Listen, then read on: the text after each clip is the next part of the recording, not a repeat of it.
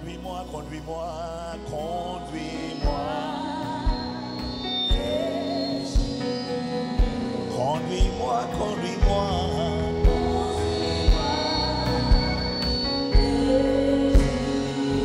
Sois le berger de ma vie.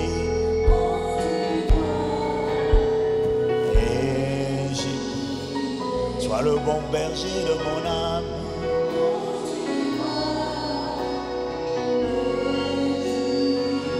Sois le berger de mon âme. Conduis-moi.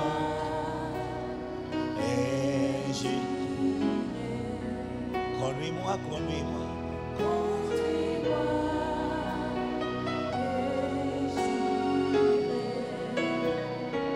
Seigneur Jésus, par ton Esprit Saint, nous te reconnaissons comme notre berger, notre maître, notre conducteur. Conduis-nous sur le chemin de ta volonté. Tu sais toutes choses. Nous ne savons rien faire. Nous sommes des incapables. Mais nous implorons ta capacité. Et que ta capacité nous qualifie. Que ton onction fasse la différence.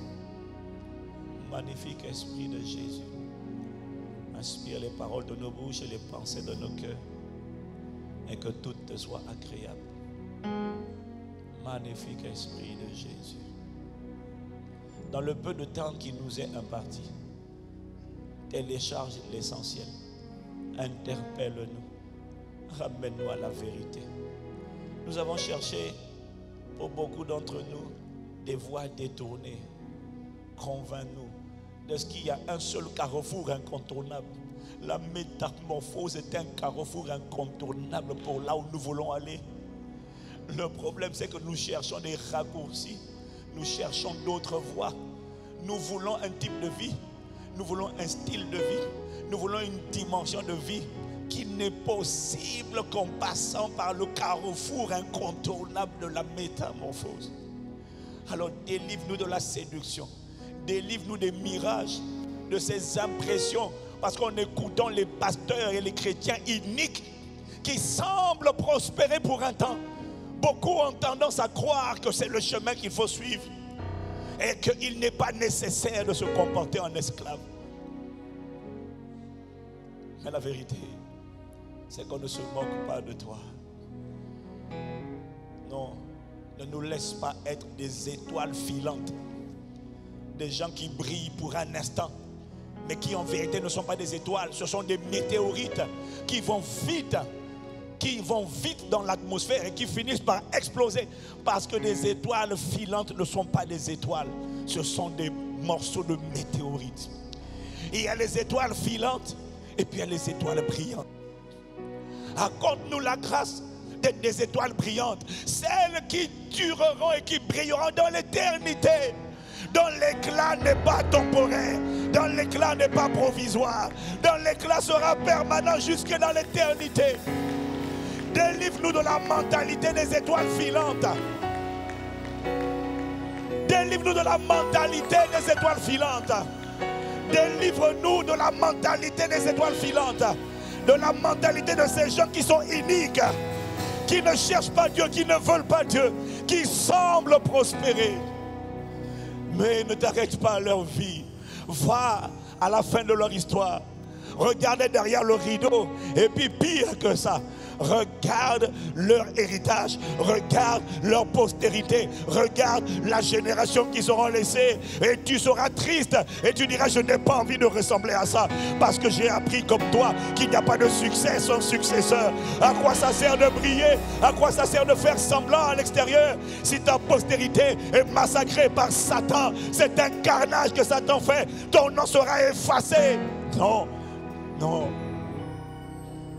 Ne nous laisse pas chercher les raccourcis. Ne nous laisse pas chercher ce qui semble en apparence marcher. Parce que la séduction de l'église, bien-aimé, c'est de suivre ce qui semble en apparence. Oh, nous sommes nombreux les pasteurs. En apparence, ça a l'air d'aller.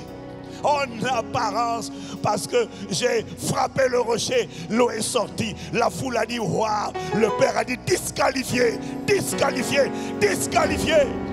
Oh non. Ne nous laisse pas chercher notre plaisir.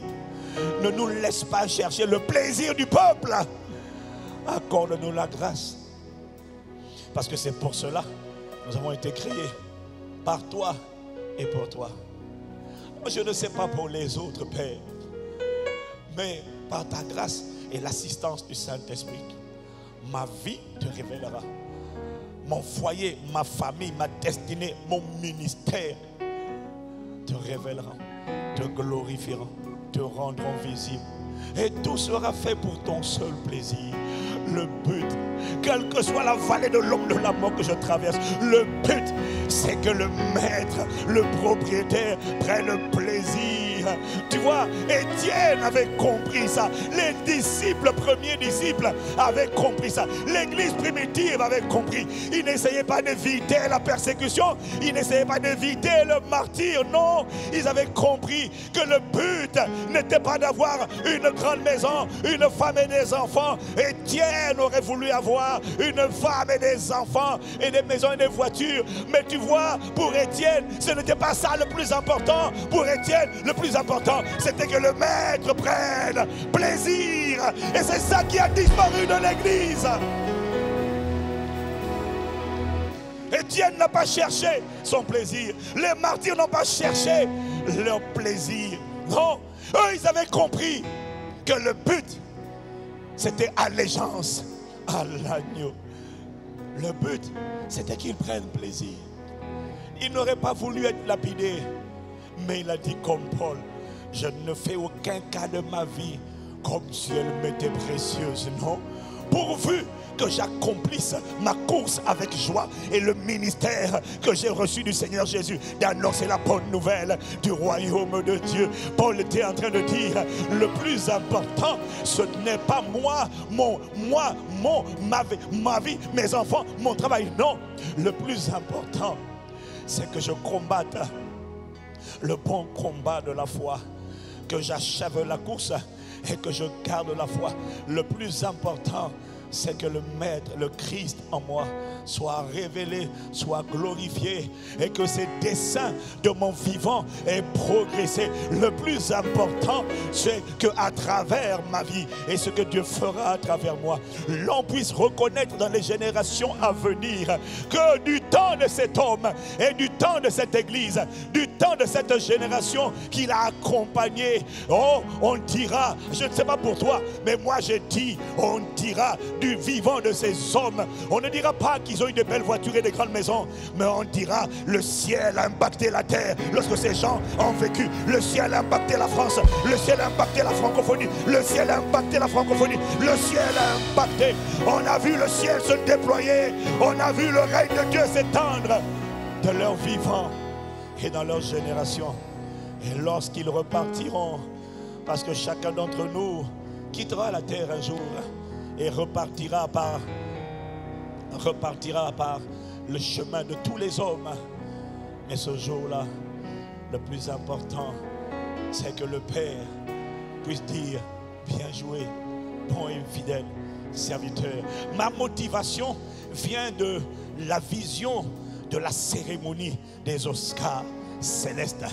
Lorsque mon nom sera scandé un jour devant le tribunal de Christ, et que je verrai les Paul et les Abraham et les Pierre et les Jacques et les Jean et les David, il dira aïe aïe aïe aïe, il va de bien jouer dans ta génération. Tu as combattu le bon combat, tu as glorifié le Père, tu as glorifié Jésus sur la terre. Tape là mon gars, bon, bien joué, dira le maître. Bon et fidèle serviteur, entre dans la joie de ton maître. Aïe aïe aïe aïe, ne me laisse pas vivre pour un autre but, ne me laisse pas vivre pour un autre idéal que celui-là, je te prie.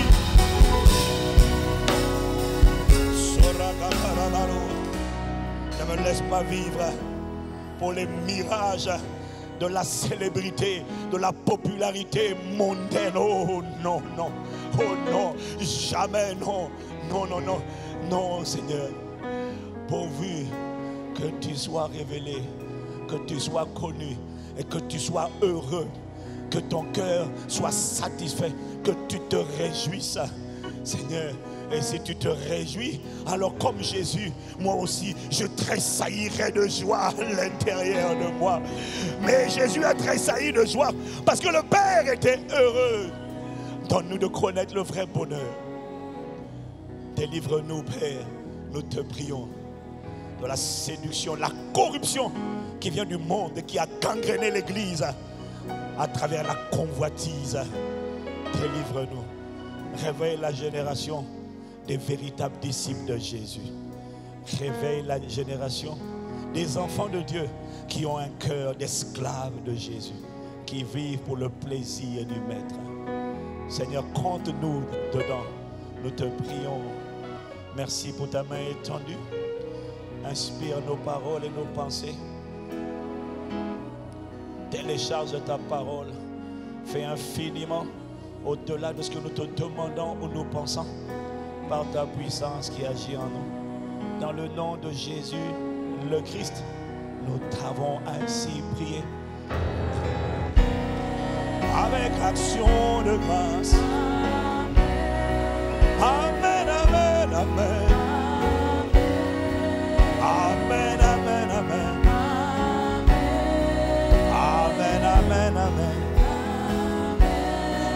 Amen, amen, amen. Amen, amen, amen.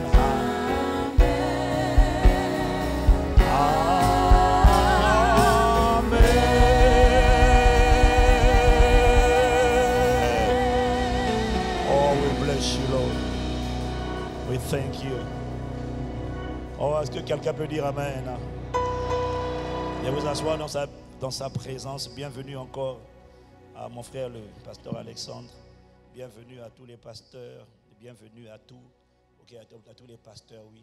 Mais surtout, bienvenue à tous les serviteurs et les servantes de Jésus-Christ. Waouh, j'ai dit bienvenue à tous les serviteurs et les servantes. Tu n'as pas dit Amen. Ah, ok. Ah, parce que tu penses que je parlais des pasteurs, mais tu n'as toujours pas compris que les véritables serviteurs et les servantes de Jésus-Christ, ce n'est pas une affaire de titre, c'est une question d'attitude. Ce sont ceux qui sont conscients qu'ils ont été rachetés pour être des esclaves au service de sa volonté. Waouh! Quelqu'un me dit Amen. Je vous demande, s'il vous plaît, soyez, vous qui êtes de cette église, soyez des solutionneurs de problèmes pour votre pasteur. Soyez des porteurs d'âme de votre pasteur. Soyez des véritables disciples pour votre pasteur. Quand il parle, écoutez. Il ne faut pas qu'il ait à dire la même chose deux fois. Quand on doit te dire la même chose deux fois, ça veut dire que tu es devenu un problème, tu n'es plus une solution. Que tu fasses de toi une solution et non un problème au nom de Jésus. Dis un meilleur Amen. Voilà. Ce matin, dans le temps qui m'est imparti, je vais essayer de dire ce que le Seigneur me fait dire. Et puis on va prier.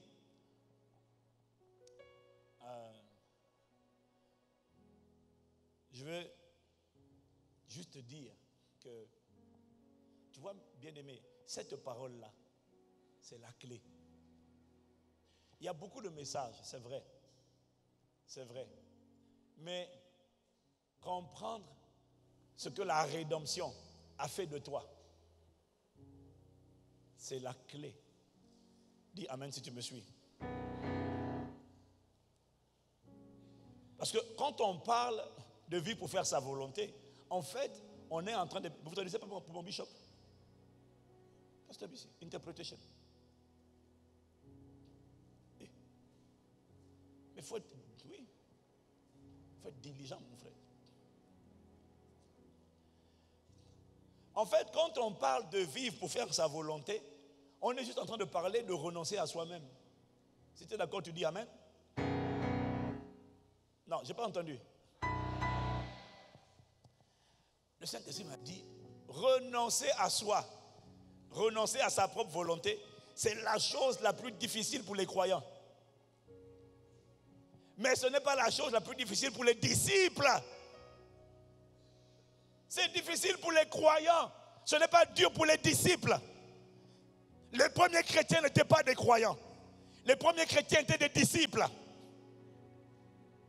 Les disciples renoncent à eux avec joie. Regarde, Luc chapitre 14, verset 25.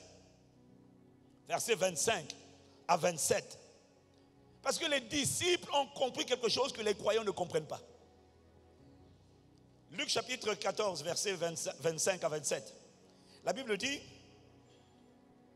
de grandes foules faisaient route avec Jésus.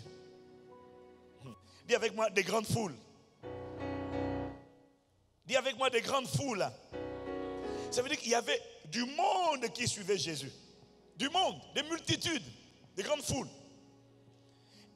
Il se retourna et leur dit, si quelqu'un vient à moi, et s'il ne hait pas son père, sa mère, sa femme, ses enfants, ses frères et ses sœurs, et même sa propre vie, sa propre volonté, il ne peut être mon disciple.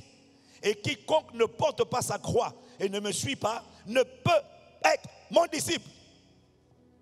Il y avait des foules qui faisaient route avec Jésus. Jésus se retourne et puis leur dit, quiconque veut venir à moi, s'il ne renonce pas à lui-même, s'il ne porte pas sa croix, s'il ne renonce pas à lui-même, et s'il ne hait pas son père, sa mère, ses frères, ses soeurs, et s'il ne hait pas sa propre vie, il ne peut pas être mon disciple. Ça veut dire que toutes les foules qui le suivaient là, ce n'étaient pas des disciples. Il y en a qui étaient là pour la nourriture, il y en a qui étaient là pour la délivrance, il y en a qui étaient là pour la guérison. La question c'est, toi tu es là pour quoi? Il n'est pas impressionné par la foule des dimanches. Bien-aimé, si quand on parle de ces sujets fondamentaux, parce que quand on parle de ces choses-là, beaucoup ont du mal. Parce que le plus dur, ce n'est pas jeûner et prier. Le plus dur, c'est de mourir à soi-même. Mais ce qui est marrant, c'est qu'on ne veut pas mourir à nous-mêmes, mais paradoxalement, on veut la vie de résurrection. Tu veux, quand tu commandes au cancer, il se dissout. Quand tu parles au démon, les démons disent, ah, tu n'as même pas besoin de parler. Dès que tu arrives seulement dans la pièce, tu rentres dans la pièce, le démoniaque te voit, il dit, ah, pitié, ne m'approche pas. Non, pas toi, pas toi. Ça t'est déjà arrivé? Moi, ça m'arrive souvent. Ton gars est fatigué, je rentre. Non! Je dis, qu'est-ce qu'il y a? Non! Tu veux ça, mais tu ne veux pas mourir. Tu veux la vie de résurrection, tu ne veux pas mourir. Jésus a dit, si le grain de sénévé qui est en terre ne meurt, il ne porte pas de fruits. Mais s'il meurt, il porte beaucoup de fruits. Nous avons des attentes contradictoires. Tu veux atteindre la vie où aucun virus ne t'atteint. Quand un virus rentre en toi, il meurt instantanément. C'est ce que tu veux. Tu veux la dimension où le bonheur et la grâce. Tu ne les cherches plus. Mais c'est eux. Dès qu'ils te voient, ils viennent comme un aimant. Parfois tu vas me désoler. Tu dis au bonheur et à la grâce et à la faveur. Tu dis, est-ce que vous pouvez aussi aller chez les autres? Ils te collent comme un aimant. Tu dis, allez partager aussi. Non, c'est toi qu'ils veulent. Ce n'est pas un sujet de prière. Ça ne se prie pas. Ça ne se jeûne pas. C'est une conséquence. C'est une conséquence de quoi? Le Seigneur est mon berger. C'est ça l'introduction. Le Seigneur est mon berger. Je ne manquerai de rien. Ça veut dire que il est mon berger, mon conducteur. Moi, je suis la brebis. Je le suis. Parce que la brebis suit le berger. La brebis trouve naturel d'obéir au berger. Quand il parle, la brebis dit, sur ta parole. Ce n'est pas facile à faire pour moi. Mais sur ta parole, je le ferai. C'est ça la brebis. C'est ça qu'on appelle un disciple. Notre génération est une génération de croyants. Quand ça nous arrange, on fait. Quand la parole devient trop dure, on commence à expliquer. Nous sommes des négociateurs. Dieu cherche des adorateurs, l'église il trouve des négociateurs. Non mais Seigneur, c'est-à-dire que tu vois, bon, mais il m'a dit qu'il m'aime, non? Est-ce qu'on peut quand même pas s'embrasser? Est-ce qu'on peut quand même pas? D'accord, il n'est pas d'accord, mais Seigneur, quand même, tu as dit d'accord, ne vous mettez pas avec les infidèles. D'accord, mais Seigneur, les négociateurs, waouh! Tu vois, cette parole-là n'est pas très aimée. Mais Dieu l'aime au nom de Jésus. Je n'ai pas entendu toi, amen.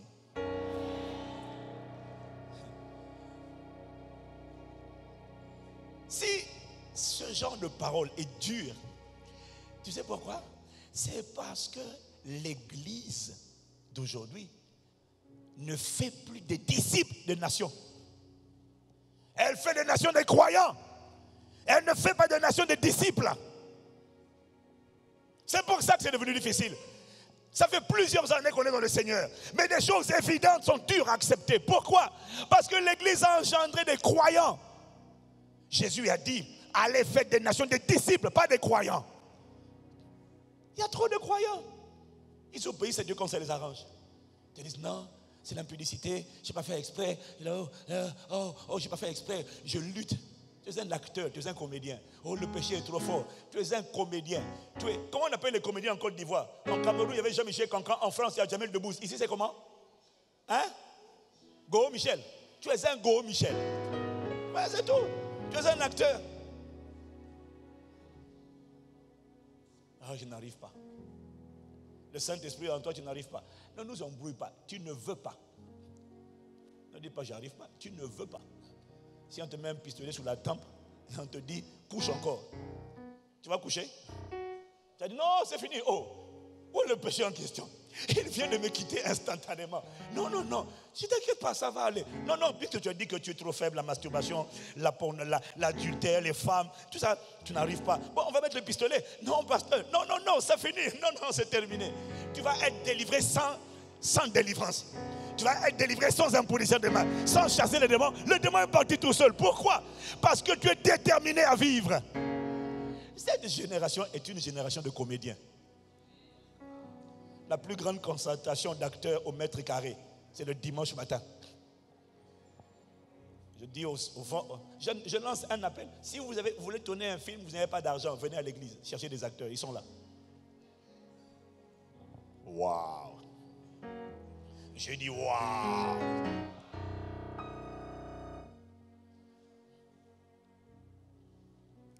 Vous savez, le Saint-Esprit m'a dit, voyez, les chrétiens de l'église primitive, quand ils se convertissaient, on leur enseignait l'évangile véritable. On leur parlait de la croix. On leur parlait des mots que les chrétiens n'aiment pas. Mourir, souffrir pour Christ, sacrifier, porter sa croix. On t'a mal parlé, on t'a maudit. Dieu dit, bénis ceux qui te maudissent. Fais du bien à ceux qui te font du mal. Pardonnez, comme vous avez été pardonné. Ah, mais je ne peux pas, il m'a fait trop de mal. Pardonnez, on leur disait la vérité, bien-aimés.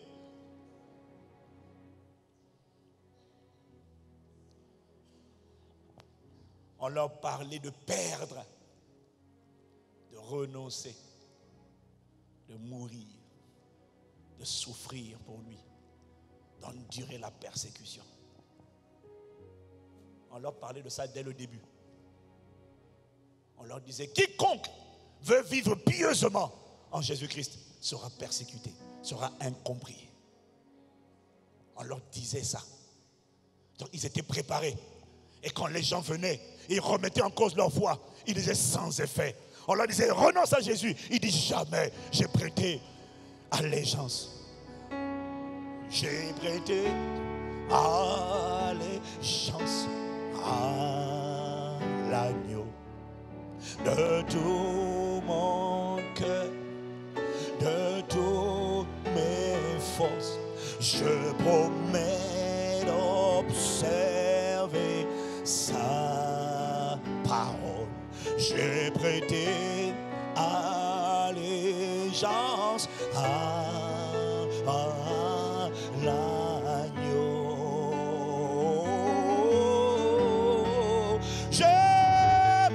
J'ai prêté allégeance à l'agneau. Et une fois, les hommes venant lui dire, abjure, parjure, renonce à ce Jésus. Étienne, si tu renonces, on t'épargne la vie. Oh, Vous savez, j'ai entendu parler de l'histoire de James Calvert. C'était un prédicateur écossais qui un jour, ça m'a touché. J'ai dit, c'est ça l'évangile, c'est ça la vérité. Vous savez, James Calvert, c'était un Écossais qui a décidé, dans les années 1800, d'aller évangéliser les îles Fidji. Et il était sur le bateau avec son équipe. Ils allaient évangéliser les îles Fidji. Et le capitaine du navire qui les transportait leur dit, c'est suicidaire d'aller sur cette île. Parce que c'est une île de cannibales. Si vous y allez, vous êtes sûr d'être mort. Ils vont vous tuer. Ce sont des cannibales. Et vous savez ce qu'il a répondu? Il a dit, mais monsieur, nous étions morts avant de prendre le navire. C'est ça. Ça, c'était la génération des disciples. Nous étions morts avant d'y aller. Mais pourquoi aujourd'hui les églises sont remplies, mais les gens ne sont pas changés? Tu sais pourquoi? Tu sais pourquoi? Les gens ne sont pas transformés. Tu sais pourquoi? Parce que ceux qui parlent de Jésus ne le vivent pas.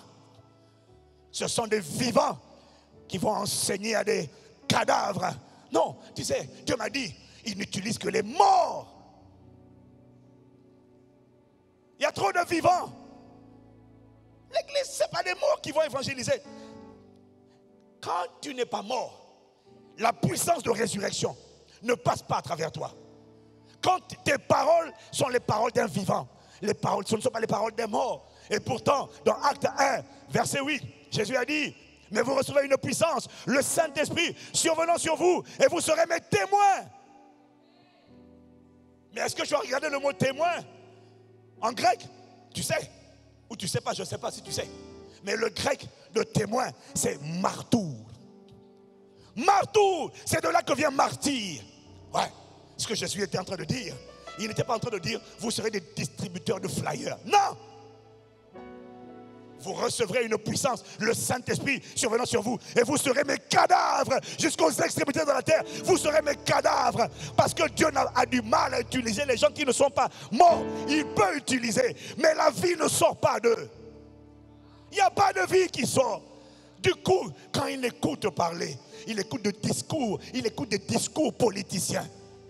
Il écoute des chrétiens qui essaient de sortir des versets bibliques. Oui, mais tu sais, la Bible dit, là, tu sais pourquoi tu fais tout ça? Parce que ce n'est pas un mort qui parle. Quand c'est un mort qui parle, les gens qui écoutent vont dire, nos cœurs ne brûlaient-ils pas au-dedans de nous pendant qu'il nous expliquait les Écritures? Je ne sais pas pourquoi, mais quand cette personne-là parle, je sens un feu qui est en train de me consumer. Quand cette personne-là parle, quelque chose est en train de rentrer en moi. Quand cette personne-là parle, j'ai envie de me mettre à genoux. Quand cette personne-là parle, j'ai envie de pleurer. Quand cette personne parle, je sens ma misère. C'est ça. C'est ça que ça aurait dû être. Mais regarde aujourd'hui, comment on est obligé de faire des efforts. On ouvre la Bible parce qu'on n'est pas le message. Alors on essaie de chercher. Aïe, aïe, aïe, aïe. C'est de la misère. Pourquoi? L'évangile est prêché par des vivants. Dieu veut des morts. Des morts à leur réputation. Des morts à qu'est-ce qu'on va dire de moi. Des morts à, oui mais mon âme, on m'a vexé. On s'en fout de ce que tu as été vexé. Va et annonce le royaume de Dieu. On s'en fout de ce que tu ressens. Tu es trop vivant. L'église, c'est une église de vivants. Ce n'est pas une église de martyrs. La première église, c'était une église de martyrs. C'était des morts vivants. Nous, ce sont des vivants rebus graisseux. Ventre rempli. L'âme remplie de moi. Mais. Les vrais acteurs, ils vont dire aux gens, Jésus t'aime. Et personne n'est touché. Personne n'est touché. Et pourtant, les pasteurs sont éloquents. On sort de versets bibliques. Mais personne n'a envie de se repentir. Et le pasteur lui-même déjà, même sa vie est compliquée.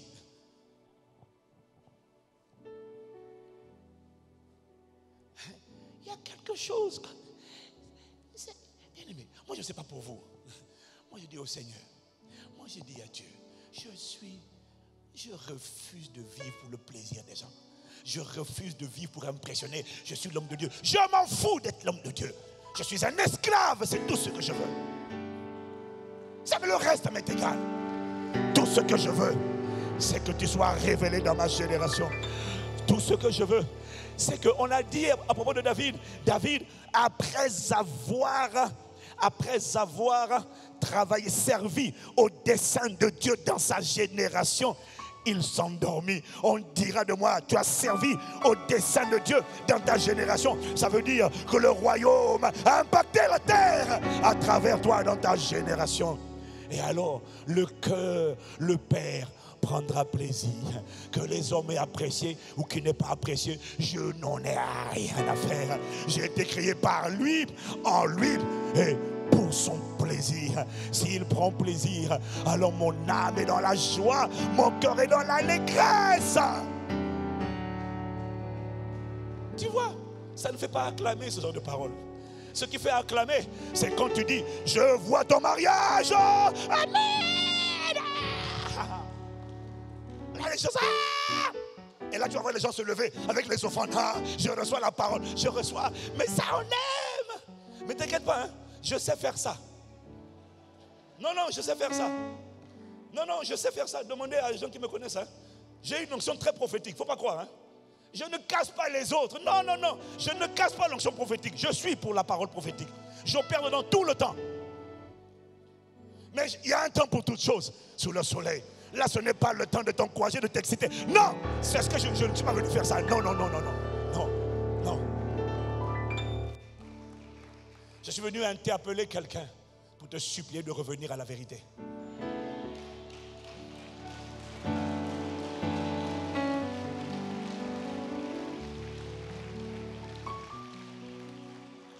C'est cette parole-là qui détermine la satisfaction du Père.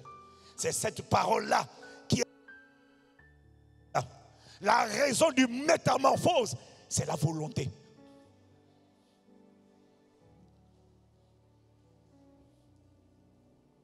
L'église primitive, on leur parlait de ça. La croix, souffrir pour lui.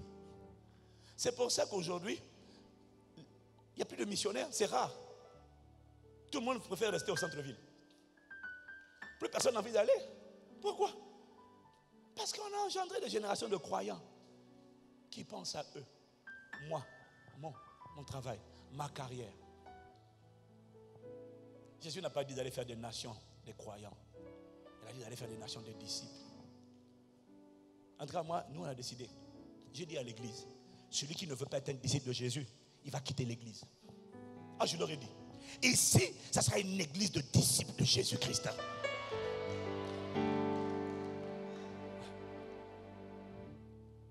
Des disciples de Jésus qui révéleront Jésus, qui accompliront la volonté de Jésus, qui glorifieront Jésus dans leur génération.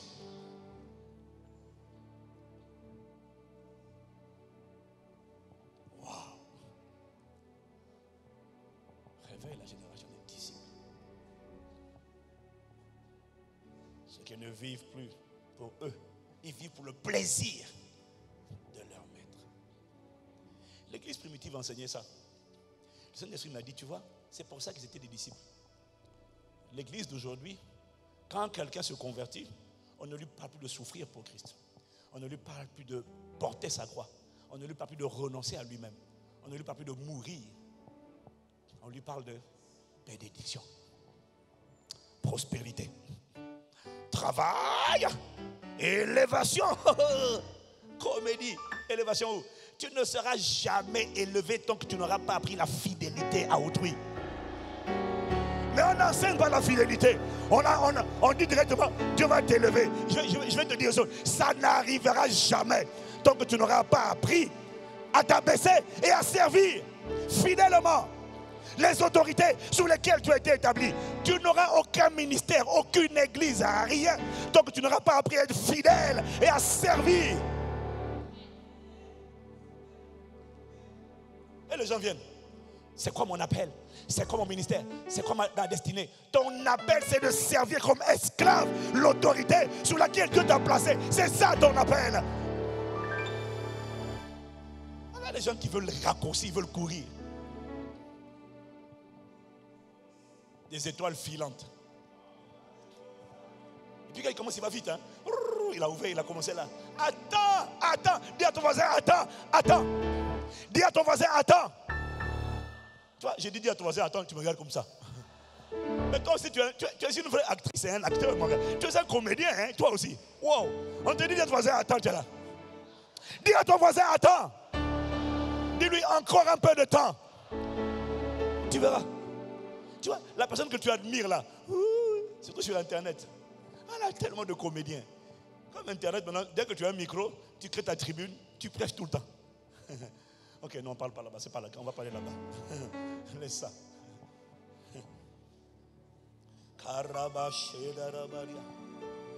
Oh.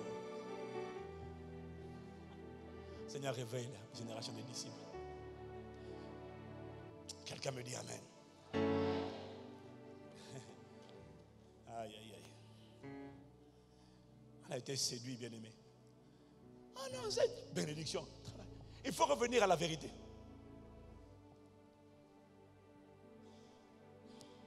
Tant que le Père ne prend pas plaisir, il n'y a rien. Alors, le Père prend plaisir à quel moment? Tu vois, dis avec moi, je suis esclave de Christ. C'est pour ça que j'aime beaucoup les passages où Paul dit, moi, prisonnier de Jésus-Christ. J'aime ça. Attaché, lié par l'amour, lié par la sainteté, lié par la pureté, lié par l'humilité. Même si l'orgueil veut venir, là je suis un prisonnier de la douceur, prisonnier de la paix, prisonnier de la joie. J'aime ça. Prisonnier de Jésus-Christ, c'est ça.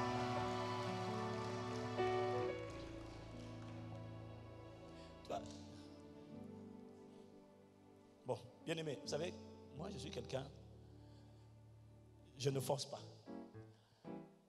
Je parle quand je vois que là où je veux aller, ce n'est pas là que l'Esprit veut m'emmener, j'y vais pas. Je peux t'avoir dit je vais faire ça, mais quand j'arrive et que je sens l'Esprit m'emmener ailleurs, je ne vais pas aller là-bas, là où tu voulais. Et quand je sais que je dois arrêter, je vais arrêter. Ce n'est pas qu'il n'y a plus rien à dire, mais si je continue de parler, quand ce n'est pas lui qui parle, toi-même tu vas constater que maintenant c'est moi qui suis en train de parler, ce n'est plus lui. Donc le temps de parole, je ne le définis pas. Je peux parler 10, 30, quand je sens que je dois arrêter, j'arrête. Je suis déjà sûr, je n'aurai pas le temps de te dire tout ce que j'aurais voulu te dire. Mais le peu que tu as entendu, déjà, est suffisant pour te motiver à changer.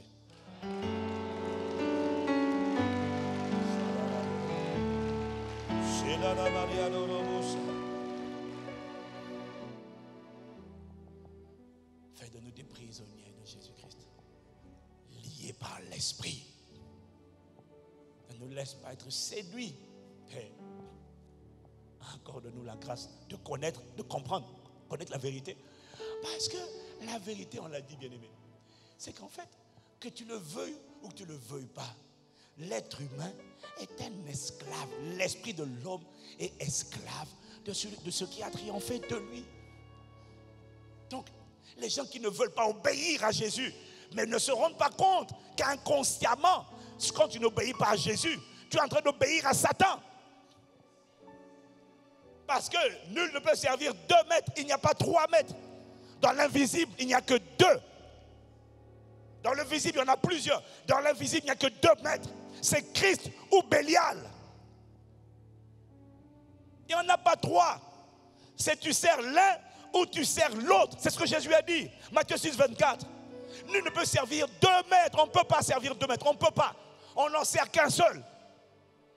Soit il aimera l'un, soit il aimera l'un et il haïra l'autre. Ou alors il s'attachera à l'un et il méprisera l'autre.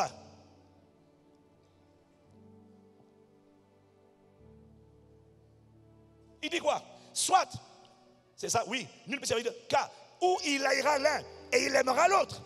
Ça veut dire que dans les 2 maîtres, que tu le veux ou que tu ne le veuilles pas, il y en a un. Obligatoirement, il y en a un qu'on aime. Obligatoirement, il y en a un qu'on haït. Il y en a un qui est aimé, l'autre qui est haï. La question, c'est qui dans ta vie est le maître qui est aimé et qui est haï? Ne me dis pas c'est Jésus qui est aimé. Non, parce que l'amour de Dieu consiste à garder ses commandements. Et ces commandements ne sont pas pénibles. Non, on n'est pas en train de parler des émotions. On sait qui tu aimes en voyant à qui tu obéis. Dieu dit tu seras saint car je suis saint. Toi tu dis mais oui, mais c'est-à-dire que j'ai une petite faiblesse. Bon, c'est-à-dire que ok, tu comprends. Ok, il n'y a pas de problème. Tu viens de révéler qui tu aimes. Tu n'as pas besoin de prier. Tu viens de révéler qui tu aimes. Jésus dit, Jean 14, 21, si quelqu'un m'aime, il gardera ma parole. Celui qui ne m'aime pas ne garde pas ma parole. Bon, toi, tu nous dis quoi? Celui qui ne m'aime pas ne garde pas ma parole. Mais attention, celui qui ne m'aime pas, qui ne garde pas ma parole, garde quand même la parole de l'autre maître. Il aime l'autre. Nous tous, nous avons un maître. Il n'y en a que deux. Qui est ton maître? Mais ma frère, c'est ça. Remets encore. Non, sur Internet là, il y a quelqu'un qui ne l'a pas bien vu. Matthieu 6, 24. Remets encore. Matthieu 6, 24. Nul ne peut. Non, dans la salle, il n'y a que des saints, ici. Hein? Nul ne peut servir qu'un maître. Il haïra l'un et aimera l'autre. Ou il va s'attacher à l'un et il va mépriser l'autre. Donc, il y a toujours parmi les deux maîtres un auquel tu vas t'attacher et un autre pour qui tu auras que du mépris. La question c'est qui? Lequel des deux? Il n'y a que deux maîtres, il n'y a que deux royaumes, il n'y a que deux influences. La chair ou l'esprit, les ténèbres ou la lumière. Le temple du Saint-Esprit ou le temple des idoles. Il n'y a que deux. Dans l'invisible, il n'y a pas trois. Il n'y a que deux. Qui? Qui est ton maître? Les disciples de Jésus, les esclaves de Jésus, ils étaient fiers d'être esclaves de Jésus, de s'appeler Paul et Timothée. C'est esclaves de Jésus-Christ. Tu sais pourquoi? Ils étaient reconnaissants de ne plus être esclaves de Satan.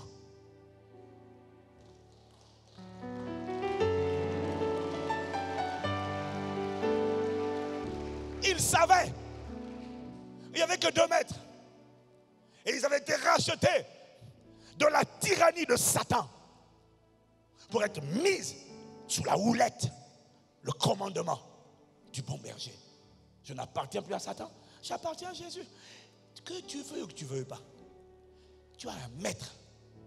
La question c'est qui? La question c'est qui? Le mot maître, c'est le grec kurios. C'est l'hébreu Adonai. C'est le maître ou encore le Seigneur. Qui est ton Seigneur? On n'a pas dit qui est ton sauveur. On n'a pas dit qui est-ce que tu pries. On a demandé c'est qui ton Seigneur. On n'a pas dit qui est-ce que... Les chrétiens. Quand le Saint-Esprit m'a expliqué ça, il m'a dit tu ne comprends pas. Vous êtes tous des esclaves. Chacun de vous, 2 Pierre 2, verset 19. Chacun de nous est esclave de ce qui a triomphé de lui. Qui a triomphé de toi? Tu es un esclave. Mais de qui? De qui es-tu esclave? Non, mais c'est moi la dernière phrase. C'est la dernière phrase. 2 Pierre 2, non, c'est 2 Pierre 2, verset 19. 2 Pierre 2, 19. Si quelqu'un me suit, il dit Amen. Dis avec moi, je suis un esclave. Je ne te dis pas de dire de Jésus, mais au moins, dis au moins je suis un esclave. Ça au moins c'est vrai.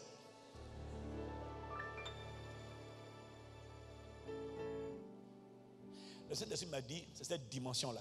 Vous n'avez pas compris. Vous pensez indépendantiste. Vous êtes des esclaves. On attend un esclave qui vit pour le plaisir du maître. Il y a 3 choses qu'on faisait avec un esclave. 3 choses. Quel que soit le maître, il y a 3 choses qu'il faisait avec un esclave. La première chose, je ne vais pas développer ça en profondeur, mais quand on achetait un esclave, on mettait un sceau, une marque, pour dire c'est ma propriété. Ma Bible dit que nous avons été marqués du sceau du Saint-Esprit, c'est la preuve qu'on a été rachetés. Lorsqu'il nous a rachetés par son sang, il nous a marqués du sceau de l'Esprit.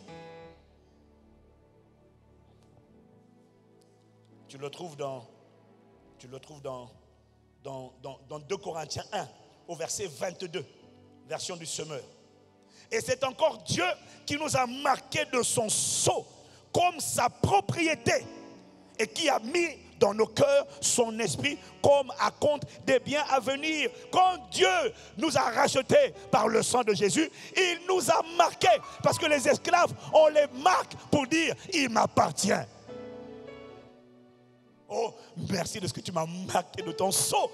Dans le monde spirituel, on sait quand on me voit, propriété divine, alléluia, appartient à Jésus-Christ, lavé par le sang, justifié par la foi, glorifié dans la gloire, élevé dans la gloire. Ça, c'est ce qui est écrit. Il y a le sceau. Je te garantis que tu devrais être plus reconnaissant que ça, parce que s'il n'y avait pas ce sceau sur toi, ça fait longtemps que les esprits de mort t'auraient emporté. Mais gloire à Dieu, je suis marqué d'un sceau. C'est la première chose qu'on faisait avec les esclaves. La deuxième chose qu'on fait avec des esclaves, c'est qu'on leur mettait un joug. C'est-à-dire on leur mettait une espèce de collier, une espèce de truc qui serrait le cou. Tous les esclaves étaient marqués d'un joug. Tu sais pourquoi on mettait le joug? Parce que le joug, c'est ce qui permettait de tirer l'esclave. À gauche, à droite. C'est le joug. Maintenant, on va lire Matthieu 18, Matthieu 11, 28.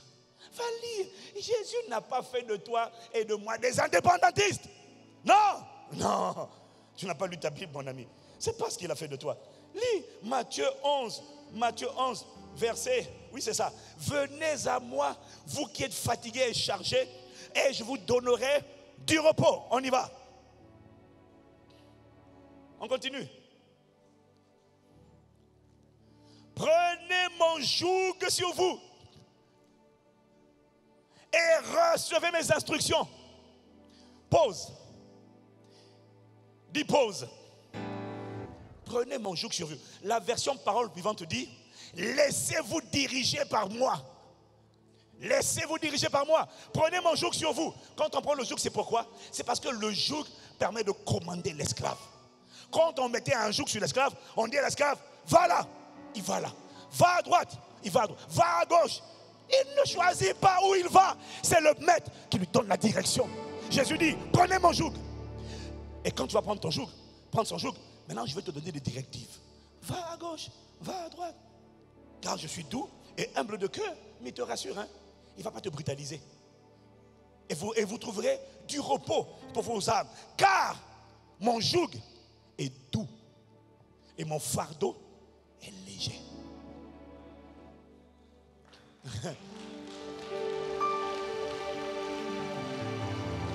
Il vient de te révéler les deux autres choses qu'on fait avec un esclave. On lui fait prendre un joug là. Et puis on lui faisait porter un fardeau. C'était la troisième chose. Donc, il n'est pas libre. Il a un joug et il a un fardeau qu'il doit porter. C'est la preuve que Jésus, quand il écrit ça, il te voit, toi et moi, comme étant sa propriété. Ses esclaves. Maintenant, ce qui lui fait plaisir, ce qui lui procure du plaisir, c'est quand cet esclave-là, bien aimé, j'ai enseigné ça depuis plusieurs semaines, c'est la clé là. Tu fais plaisir à Dieu, tout ce qu'il te dit, c'est prends mon joug, laisse-moi te diriger. Ça veut dire quoi? Marcher selon l'esprit. Laisse le Saint-Esprit te conduire. Laisse-moi te conduire, marchez selon l'esprit et vous n'accomplirez pas les désirs de la chair. Ça veut dire quoi? Chaque fois que tu es charnel, tu marches par la chair, l'impudicité, les colères, les jalousies, les mensonges, les rivalités, les haines. Tu es un esclave récalcitrant. Il te dit, laisse-moi te conduire.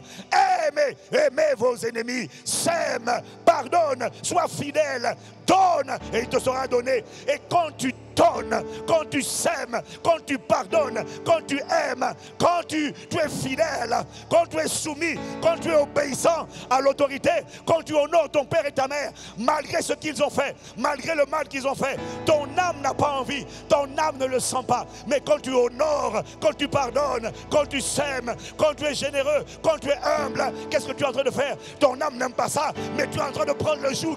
Oui, maître, sur ta parole, j'irai, je marcherai par l'esprit.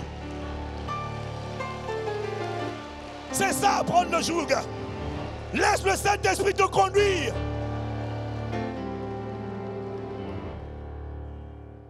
Tu n'as pas aidé du nombre d'esclaves aujourd'hui qui sont récalcitrants. Il dit, si ton ennemi a faim, donne-lui à manger. S'il a soif, donne-lui à boire. Toi tu dis, je ne peux pas. Parce que l'ennemi, ce n'est pas l'adversaire. Ton ennemi, ce n'est pas ton adversaire. Les deux sont différents. L'adversaire, c'est celui qui t'affronte de face. Donc tu sais, il est désigné, déclaré, il ne se cache pas. Il te combat. Ça, c'est ton adversaire. Ton ennemi, ce n'est pas l'adversaire. C'est la personne qui est à côté de toi, qui te met des pots de banane, qui travaille contre toi, qui te combat, mais qui en face ne soit pas les muscles, mais elle te sourit, elle te dit que Dieu te bénisse. Mais tu connais son agenda, tu connais ses mauvais plans, tu connais ses mauvais desseins, tu sais tout ce qu'elle a fait. Et ce genre de personne, tu es au courant. Et tu es tellement... Et elle te trouve, la personne là, te ridiculise. Elle te méprise. Et tu sais qu'elle te méprise. Et tu sais, mais devant toi, elle fait seulement des sourires. Tu sais que c'est un sourire hypocrite. Et tu as juste envie de lui dire, arrière de moi, Satan. Et ce sont des gens qui combattent contre toi. Et te mettent des pots de banane. Des pots de banane. Il y en a qui ont même perdu le travail, perdu des opportunités, perdu des privilèges à cause de ce qu'elle a dit. Elle allait raconter des choses sur ton dos. C'est ça l'ennemi. L'adversaire, il te combat. L'adversaire ne viendra jamais te demander à manger. Parce qu'il craint l'empoisonnement. L'ennemi te méprise, te sous-estime, ne te respecte pas. Et elle est tellement convaincue que tu ne vaux rien, que l'ennemi n'a pas de problème pour te demander à boire. L'ennemi se sent supérieur à toi et te regarde de haut. Et quand tu la vois, et quand tu dis ça va, c'est-à-dire tu viens de perdre ton mari, ton boulot, hein? C'est pas l'adversaire. Là je parle de l'ennemi. Mais elle te sourit. Oh, je suis tellement désolé. Tu as envie de lui faire. Maintenant Dieu te dit, quand cette personne-là te demande à manger, donne-lui à boire. Si elle te demande de l'eau à manger, donne-lui à manger. Si elle a faim, donne-lui à manger. Si elle a soif, donne-lui à boire. Tout en toi. Si elle te demande, est-ce que tu peux me donner ce repas? Tout en toi a juste envie de dire, et puis quoi encore? Va chercher ton repas. Dieu dit non, donne-lui à manger. Mais Seigneur, donne-lui à manger. Et quand tu donnes à manger à ton ennemi, tu sais ce qu'il fait? La personne a l'impression que tu es encore plus bête que ce qu'elle pensait. Parce qu'elle sait ce qu'elle est en train de te faire, mais elle a l'impression que tu es un toto, une totote, c'est-à-dire idiot. Et toi tu dis d'accord, ok, prends. Tu dis merci. Est-ce que tu as à boire aussi un peu? Tout en toi a envie de dire fire. Dieu dit non, pas fire. Donne-lui à boire. Donne-lui à boire. Et quand elle prend l'eau, il s'en va. Et quand la personne sort de ton bureau, elle va voir ses collègues. Elle dit, tu vois, je lui ai demandé, et donc quand toi tu as obéi, tu as donné à manger, tu as donné à boire. Elle dit, mais elle est vraiment cette personne, elle est d'une naïveté. Elle dit que je peux la manipuler. De toutes les manières, si je lui dis de faire quelque chose, elle va faire. Donc, quand tu as donné à boire, et puis elle sort de son bureau, elle va parler de toi avec ses copines. Elle dit, elle est vraiment idiote, je t'avais dit. Dieu dit, fais-le. C'est ce qu'on appelle la sagesse de Dieu. Parce que ce que tu ne sais pas, faut prendre le joug. C'est quand Dieu dit fais. Tu ne dis pas oui, mais fais seulement. Tu ne comprends pas Tu n'as pas besoin de comprendre. Quand Dieu dit sème, sème, aime, pardonne, pardonne. Quand Dieu dit sois fidèle, sois fidèle. Ne discute pas. N'essaie pas de comprendre Dieu. Fais seulement. Quand Dieu dit, il y a quelque chose que tu ne connais pas.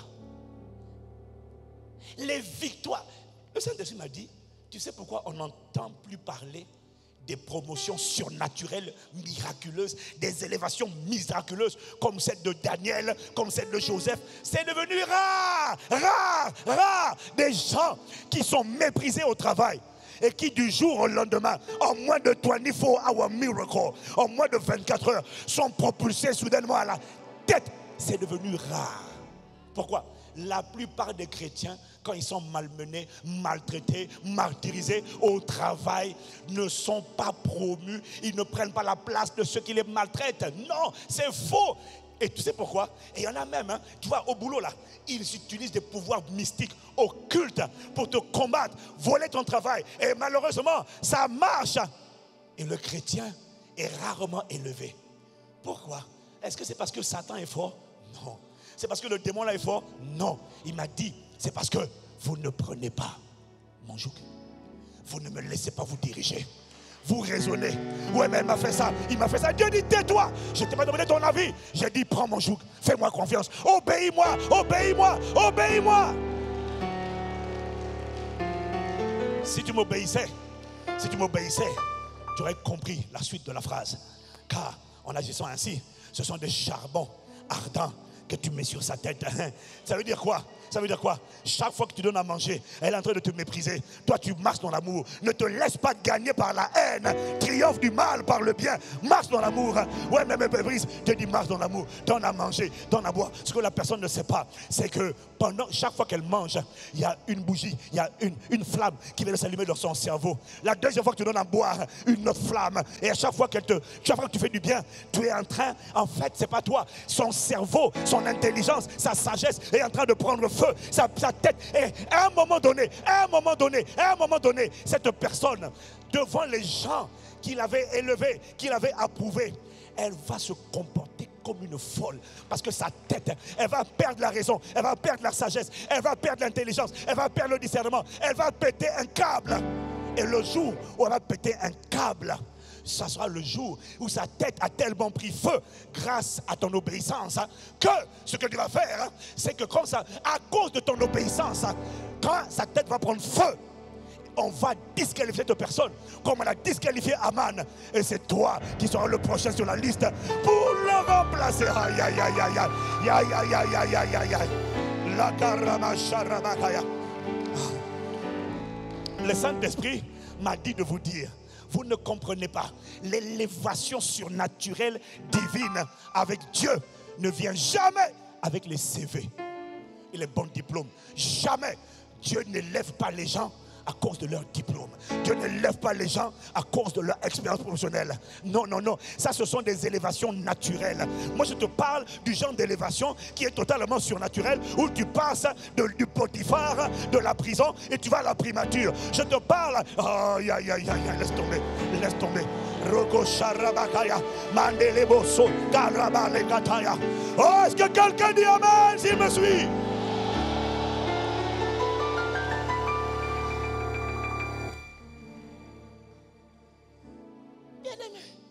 C'est nous qui empêchons Dieu de transformer nos vies. Tu sais pourquoi? Ok, je n'ai pas le temps de tout te dire. Mais une chose que tu n'as pas compris, c'est que tu obéis à quelqu'un, que tu le veuilles ou que tu ne le veuilles pas. Si tu as compris, dis Amen. Romains 6, verset 16, il te dit quoi? Ne savez-vous pas qu'en vous livrant à quelqu'un comme esclave pour lui obéir, vous devenez esclave de celui à qui vous obéissez? Ce passage est profond. Il te dit deux choses dans ce passage. Il te dit, premièrement, il te dit, laisse-moi le passage à l'écran. Ne savez-vous pas qu'on vous livre à quelqu'un comme esclave pour lui obéir? Vous êtes esclave de celui à qui vous obéissez. Quel que soit ce que tu dis, je sais. Il dit, vous êtes esclave de celui à qui vous obéissez. Si tu es esclave, ça veut dire que tu as un maître. Il te dit quoi? Je sais qui est ton maître. Je sais qui est ton propriétaire. Je sais qui est ton kurios. Je sais qui est ton maître. Je sais qui est ton seigneur. Comment je sais? C'est simple. À qui tu obéis, je sais que c'est lui ton maître. Tu obéis à un maître. La plupart des chrétiens prient Jésus, mais n'obéissent pas à Jésus. La plupart des chrétiens n'ont pas Jésus comme Seigneur, comme un maître. Jésus est leur sauveur. Leur maître, c'est celui à qui tu obéis. Qui prend ta langue et qui contrôle tes mouvements? Dis-moi, à qui donnes-tu ton corps? Tu donnes ton corps à la masturbation, à la pornographie, à l'impudicité. Tu viens de révéler qui tient ton corps, tes mouvements. Il est ton maître. C'est pourquoi Jésus dit, Luc 6, 46. Pourquoi? Écoutez, Jésus dit, il va te faire gagner du temps. Je vais te simplifier la vie. Pourquoi m'appelez-vous Seigneur, Seigneur, et ne faites-vous pas ce que je dis? Vous m'appelez maître, maître, mais ce que je dis, vous ne le faites pas. Je ne suis pas votre maître. Vous perdez votre temps. Ton maître, c'est celui à qui tu obéis. C'est tout, c'est pas compliqué. Jésus est ton sauveur. Si tu as dit oui à Jésus, mais il y en a, leur maître, celui qui fait le commandant en chef de leur vie. Toi, tu as dit que toi tu es le cheval, toi tu es le cheval. Lui, il est le cavalier. Il monte sur toi. Et puis dès qu'il tape, tagadap, tagadap. Allons-y, on va où, maître? Allez, allons vers l'impudicité, l'immoralité sexuelle. Oui, maître, à vos ordres. Tagadap, tagadap. Allez, vas-y, couche là, couche là. Oui, maître, il est ton maître. Ton maître, c'est un esprit d'impudicité. Waouh.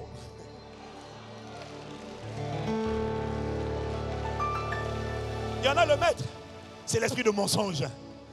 Quand l'esprit de mensonge dit mens à l'église, je me livre totalement. Ça c'est à l'église. Dès que l'église est finie, le maître vient. Il dit alors, viens, mon élève, ma propriété, viens. Oui, maître, on fait quoi? Alors je veux que tu mentes comme tu respires à cette personne-là. Oui, maître, à vos ordres. Tagadam, tagadam, tagadam. Tu viens de révéler qui est ton maître. Waouh, ton maître c'est un démon. C'est un démon. Oui, oui. Ton maître, c'est un démon. C'est lui ton maître. Tu es son esclave. Non, mais moi, non, il ne faut pas enlever le passage. Le passage là doit rester à l'écran, pas pour ici, pour quelqu'un qui est sur Internet. Non, non, non. Non, Romains 6, verset 16. Ne savez-vous pas qu'en vous livrant à quelqu'un comme esclave pour lui obéir, vous devenez esclave de celui à qui vous obéissez? Donc, prends la phrase. Tu es esclave. Ce que je suis en train de t'expliquer là, je ne l'ai pas lu. Le Saint-Esprit me l'a expliqué. Il m'a dit, quand tu ne m'obéis pas, je ne suis pas ton Seigneur. Ça, c'est la première vérité. La deuxième, je vais vite. La deuxième vérité, c'est que de ce même passage-là, il dit, ne savez-vous pas qu'en vous livrant à quelqu'un comme esclave pour lui obéir?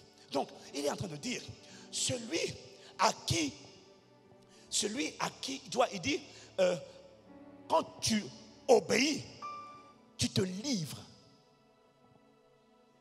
Celui à qui tu obéis, c'est celui à qui tu te livres. Celui à qui tu te livres, c'est celui sous l'emprise, le pouvoir lequel tu te places. Celui à qui tu obéis révèle, indique celui à qui tu donnes le pouvoir sur ta vie. Il m'a dit,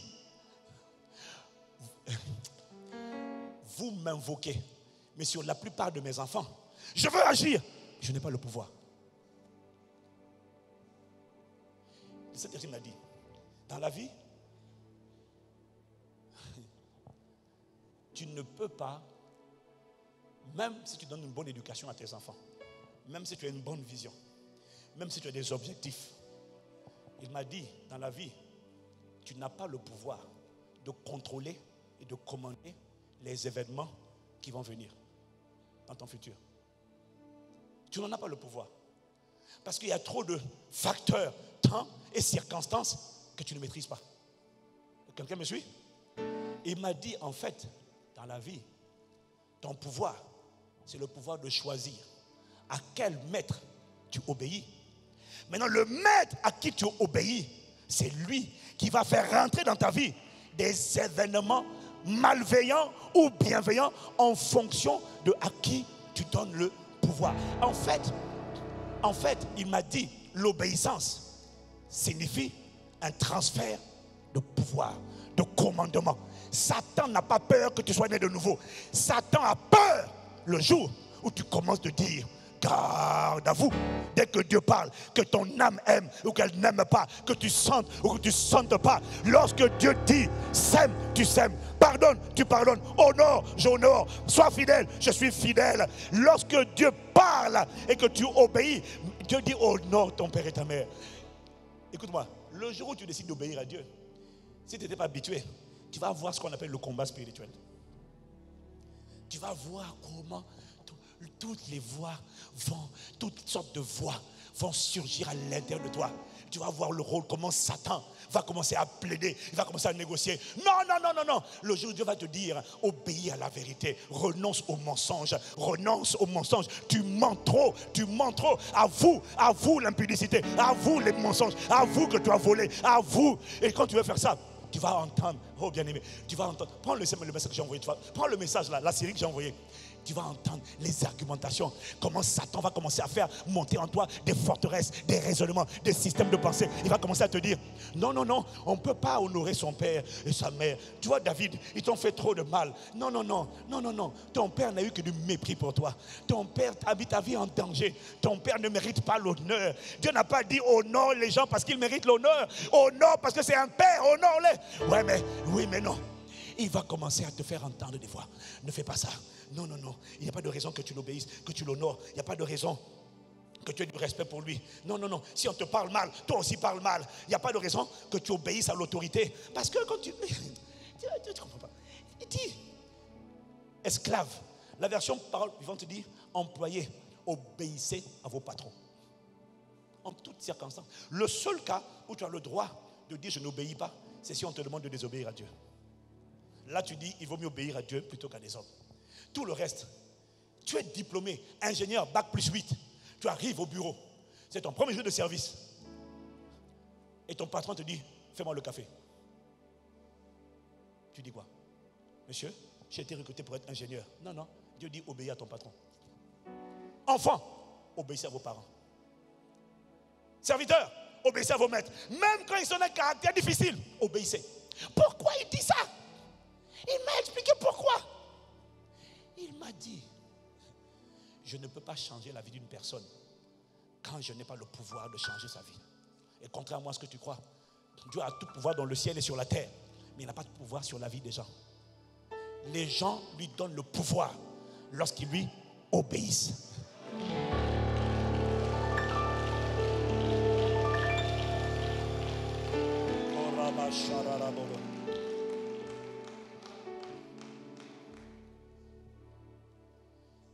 Tant que tu n'adoptes pas sa parole, est-ce que tu sais que on peut être au pouvoir sans avoir le pouvoir?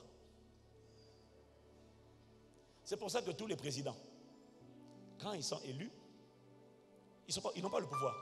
Ils sont au pouvoir, mais ils n'ont pas le pouvoir de changer les choses. Tous les présidents, pour avoir le pouvoir, ils ont besoin, ils ont un programme, ils ont un agenda, ils ont une volonté, ils ont une feuille de route. Mais il faut que la feuille de route soit, il faut que leur programme, en fait, il faut qu'il ait une majorité à l'Assemblée nationale. C'est quand il a la majorité, le peuple va voter pour que j'ai un programme, j'ai une feuille de route, j'ai des projets de paix, pour que j'accomplisse ce que je me suis engagé à faire. Il faut que mes lois soient adoptées, parce que ma capacité à faire ce que je veux faire dépend du peuple, dépend de la capacité du peuple à accepter d'adopter mes lois. Si mes lois ne sont pas adoptées, je ne peux pas dérouler ma politique. Il faut d'abord que mes lois soient votées. Et quand les lois sont votées, et pour que les lois soient votées, il faut quoi? Il faut que les personnes que j'ai choisies dans mon parti aient la majorité. Parce que c'est ça qui va déterminer l'adoption de mes lois. Tant que mes lois ne sont pas adoptées, je ne peux pas agir. Mes lois, dit le Seigneur, ce sont mes paroles, mes commandements, mes préceptes, mes principes. Tant que tu ne les as pas adoptés, acceptés, je n'ai pas de pouvoir. Bien aimé, j'ai trop de choses à dire là-dessus. J'ai trop. Je n'arrive pas, j'en ai trop. Mais c'est pour ça que les chrétiens ne changent pas, la vie ne change pas. Il m'a dit, celui à qui tu donnes le pouvoir, c'est celui à qui tu obéis. Et quand tu lui obéis, tu obéis à un démon. Le démon là, même si je veux changer ta vie, je n'ai pas le pouvoir parce que je n'ai pas la main. Alors qu'est-ce que te dit le Saint-Esprit? Donne-moi la main, donne-moi la main. Et tu dis, Seigneur, sauve-moi, change ma vie, donne-moi la main. Mais comment? Obéis-moi. Décide de pratiquer la sainteté. Décide de marcher dans la vérité. Donne-moi le pouvoir. Tant que tu ne me donnes pas le pouvoir, tu vas prier. Ça ne changera rien. Ton Seigneur, ce n'est pas celui que tu invoques. Ton Seigneur, c'est celui qui tu obéis. Écoute-moi, celui que tu invoques révèle ton sauveur. Pourquoi? Parce que tu l'invoques pour qu'il t'aide.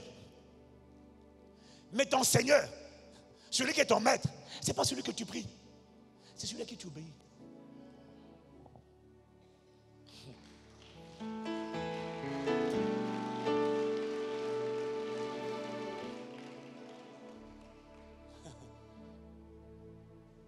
Il m'a dit, pourquoi?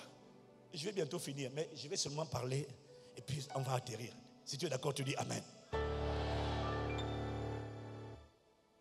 Je n'avais pas compris.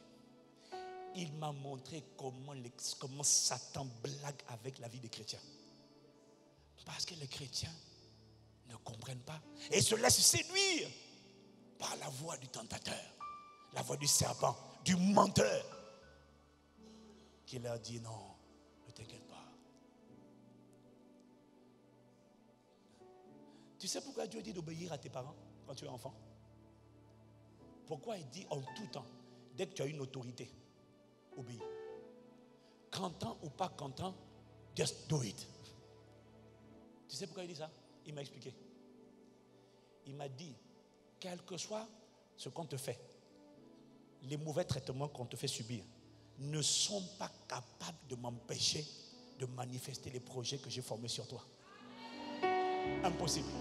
Si tu ne me crois pas, regarde David. Regarde David, comment le gars a été méprisé, banalisé, critiqué par ses frères, oublié par son père, méprisé par son père. Mais David a toujours obéi. Je n'ai pas le temps de développer, mais il m'a montré. Il m'a dit, n'importe qui aurait subi ce que David a subi. Parce qu'on a une chair. La chair, nous tous on a la chair. La chair a des passions, la chair a des désirs. N'importe qui aurait subi ce que David a subi aurait grandi avec l'amertume, la frustration dans le cœur. Quand il faut oindre le prochain roi d'Israël, on t'oublie. Quand il faut se souvenir de faire une course dangereuse sur le champ de bataille des Philistins, c'est là qu'on se souvient de toi. Il y a 7 frères de David. Il a été oint devant ses frères et devant son père. Et tous les Israélites connaissent Samuel. Ils connaissent l'onction. Ils savent, ils ont vu, ils ont été témoins de ce que l'Esprit de l'Éternel est venu sur leur petit frère, David. Ils savent que l'onction te rend capable de faire des choses extraordinaires. On t'a pris derrière la bergerie. On ne voulait pas de toi à la cérémonie d'intronisation du futur roi. On n'a pas eu le choix. Tu es venu. Juste après qu'on l'ait oint devant ses frères et devant son père par Samuel, on le renvoie exactement derrière la bergerie d'où il venait, où il entend bé, bé. J'entends David dire, mais papa, je peux faire maintenant plus que ça. Je ne suis pas obligé de rester toujours avec les brebis qui font bé et en plus tout seul. Papa, je suis oint. Tu as vu ce que Samson a fait? Tu as vu Jephthé, Déborah? Je sais, il y a la guerre avec les Philistins. Papa, je peux me rendre utile. Petit, va garder les brebis derrière. Mais papa, va garder les brebis derrière. Et ce frère lui dit, putain. Mais papa, j'ai l'onction, tais-toi. Par contre, le jour où ces 3 frères sont sur le champ de bataille, il y en a 4 qui sont à la maison. Quand il faut faire une course pour aller apporter à manger à ses frères, c'est lui qu'on appelle. Que font les autres à la maison? Rien de bon. Moi, je suis déjà occupé à garder toute la journée le troupeau de mon père. Mais quand il faut aller faire, il y a guerre entre Israël et les Philistins. Est-ce que quelqu'un me suit? Est-ce que tu sais que David risquait sa vie en allant apporter à manger à ses frères sur le champ de bataille? Maintenant, s'il tombe sur une troupe de Philistins en route, pourquoi tu n'envoies pas un des 4? Je suis le plus petit. Pourquoi tu n'envoies pas un des 4 qui sont plus grands, qui sont dans la maison? Pourquoi c'est moi que tu envoies sur le champ de bataille et mes frères sont à la maison? Parce que le papa a 3 fils qui sont en danger. Les 4, je préfère les préserver. Mais pourquoi moi on m'envoie? Pourquoi moi? Donc ma vie ne compte pas. Donc si je meurs, c'est pas grave. Va. Tu vas lire 1 Samuel chapitre 17 verset 20. David aurait eu toutes les raisons d'être aigri, d'être en colère, d'être amer, de dire mais c'est toujours moi. Quand pour les sales besognes, c'est moi. Pour les vraies choses, on ne pense pas à moi. N'importe qui grandit dedans va entendre par la chair une voix qui va monter. Tu vois, tu as un père indigne, il ne mérite pas ton respect. Voilà un faux papa. Ce gars-là, quand il te parle, injurie-le, envoie-le balader. Qui frappe à la porte de son cœur? L'esprit de rébellion. Papa, casse-toi. À partir d'aujourd'hui, ne compte plus sur moi pour faire tes courses. Je ne suis plus là. Oublie-moi, papa. Une voix est en train de dire, envoie-le balader, envoie-le balader, envoie-le balader. Désobéis, désobéis. Il ne mérite pas que tu lui obéisses. Mais la Bible dit, gloire à Dieu pour David. Il avait le cœur de Dieu. La Bible dit, David se leva de bon matin. David se leva de bon matin, c'est ça, oui. Il laissa les brebis à un berger, à un gardien. Il prit sa charge, il partit comme Isaïe le lui avait ordonné. N'importe quelle personne qui souffre maltraitance, abus, mépris de la part d'une autorité n'a juste que l'envie d'une chose, c'est d'envoyer balader le monsieur ou la madame. Et quand tu fais ça, il m'a dit, ce que tu ne sais pas, c'est que quand Dieu dit, obéissez aux autres, soyez soumis aux autorités établies. Enfants, obéissez à vos parents. Esclaves, employés, obéissez à vos patrons. Hébreux 13, verset 17. Brebis, obéissez à vos conducteurs, obéissez. S'il arrive demain, il dit tout le monde chaussures jaunes, dans chaussettes jaunes, pantalon vert, chemise rouge. Il vous a dit de désobéir à Dieu? Non. Il vous a donné un ordre. Brebis, obéissez. On ne te demande pas ton avis. Tu obéis. Pourquoi Dieu dit obéis? Il m'a dit, tant que tu obéis à l'autorité que moi j'ai établie, parce que toute autorité était instituée de moi. Celui par conséquent qui résiste à l'autorité, résiste à l'ordre que moi j'ai établi. Donc, quand tu obéis à un homme, même si c'est un dictateur, c'est pas à lui, c'est à moi que tu obéis. Tant que tu m'obéis, j'ai la main sur ta vie. Aucune maltraitance, aucun mépris, aucune épreuve ne peut m'empêcher de manifester ce que j'ai annoncé, à condition que tu continues de m'obéir. Tant que tu m'obéis, j'ai la main. Ne t'inquiète pas, je fais concourir toutes choses pour le bien de ceux qui m'aiment. Ne t'inquiète pas, je permets ces choses-là pour un but. Je suis en train de t'éduquer, je suis en train de t'instruire. Ne t'inquiète pas, j'ai la main, j'ai la main, j'ai la main. Parce que le jour où tu méprises, tu désobéis à l'autorité que j'ai établie sur toi, ce que tu ne sais pas, c'est que dès que tu as désobéi à l'autorité, le Saint-Esprit a perdu la main. Et il y a un autre esprit, appelé l'esprit de rébellion, est entré dans la partie. Est-ce que tu ne sais pas? Avec l'esprit de rébellion, on ne choisit pas l'esprit de rébellion. On choisit l'obéissance ou la désobéissance. Mais il y a un esprit toujours à qui on obéit. Si ce n'est pas Christ, c'est un démon qui, là, par rapport à l'autorité, c'est l'esprit de rébellion. L'esprit de rébellion, quand il va rentrer, tu sais ce qu'il va faire? Tu sais ce qu'il va faire? Il sera ton compagnon. Il va d'abord t'utiliser toi. Et c'est pour ça que dans l'église, il y a des gens, quand ils arrivent à l'église, quand ils arrivent en entreprise, ils disent, le jour où j'ai enseigné ça à l'église, les gens pleuraient, il y en a qui étaient scandalisés. Ils disent, mais pasteur, c'est ma vie ça. Je dis, ne t'inquiète pas, c'est pas ta vie, c'est la parole. Le pasteur n'a rien trouvé, c'est la parole. Le Saint-Esprit qui m'a dit. Je dis ce qu'il a dit de dire. C'est ça la vérité. Il m'a dit, quand tu désobéis, tu laisses rentrer un compagnon qui a l'air de te consoler. Je suis l'esprit de rébellion. On n'a pas le droit de te faire ça. Tu as trop souffert. À partir d'aujourd'hui. Non. Et tu vas voir que tu as maintenant du mal. Généralement, ça a commencé depuis la maison, depuis l'enfance. Tu vas envoyer balader tes parents. L'esprit de rébellion est venu. Il dit non, non, non. On est là. Maintenant, où que tu ailles, tu as du mal avec l'autorité. Quand tu arrives dans une entreprise, sans faire exprès, ta première destination dans l'entreprise, tu cherches les syndicats. Oui, sans faire exprès. Il est chrétien. Jésus est son sauveur. Mais quand il va dans une entreprise, Il est bizarrement toujours intéressé par les gens qui sont les protestataires, les contestataires. Il a envie de grogner. Oh, ouais, Abba, non, non, assis, non, à ça. Tu viens d'arriver.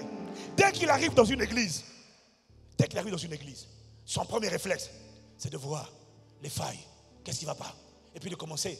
Soit il y a déjà un groupe des rebelles de l'église, soit c'est lui qui va initier la dynamique de la rébellion, la contestation, la protestation. Non, le pasteur, tu ne sais même pas pourquoi ça a commencé dans ton enfance.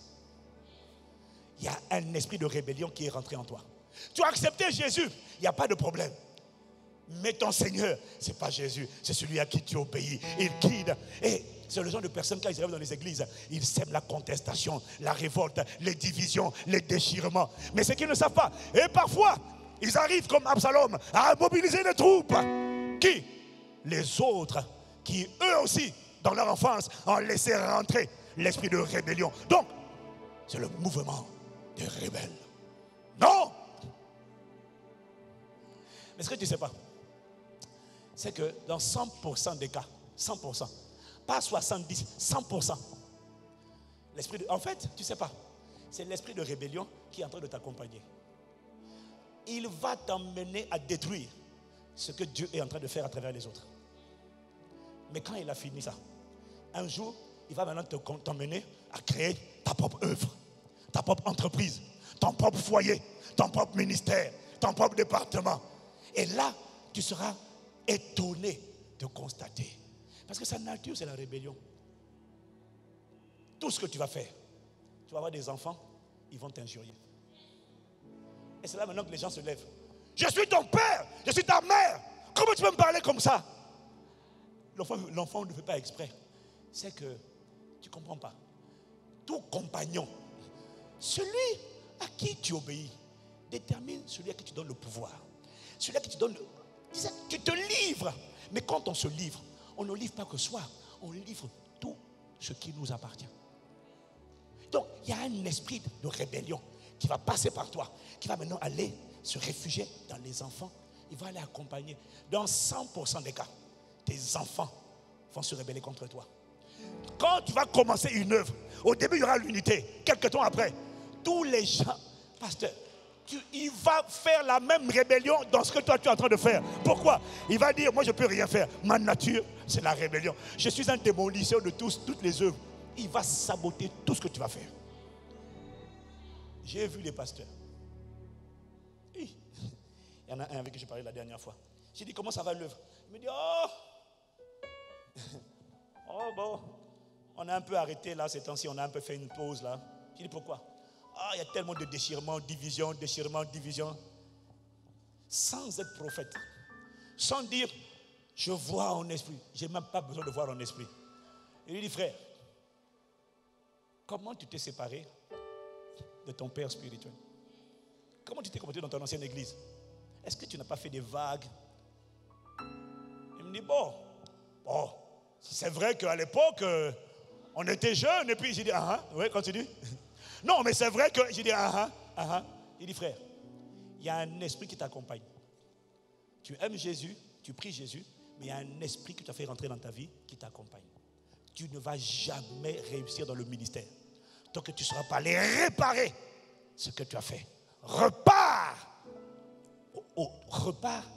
réparer, va t'humilier, va demander pardon, va implorer la miséricorde de Dieu et va honorer celui que tu as déshonoré hier.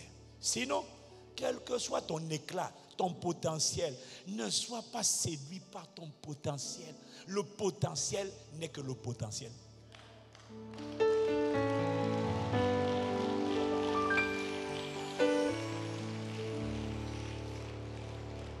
Je vais atterrir en te disant ceci.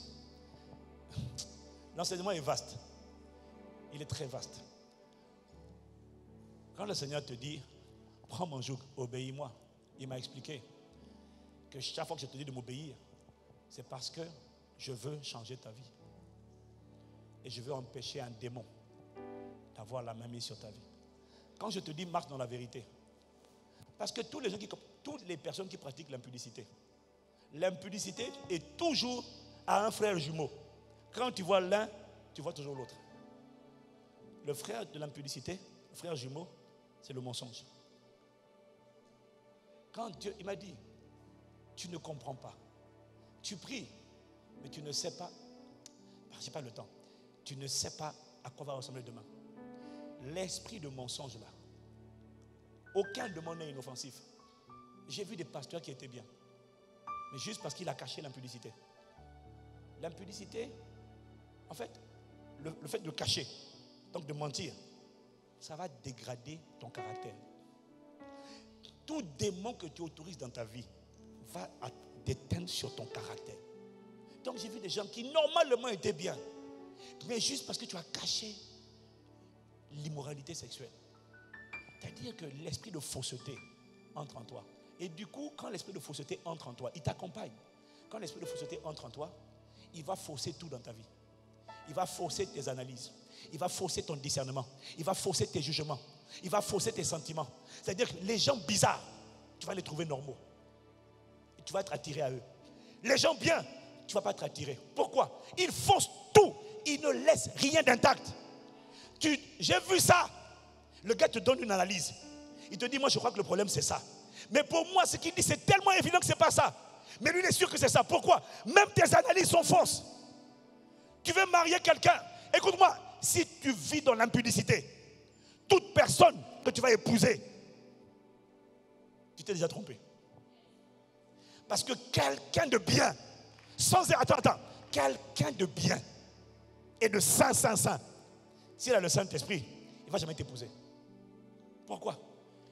Il y a quelque chose, vous n'allez pas connecter. Bon, Seigneur,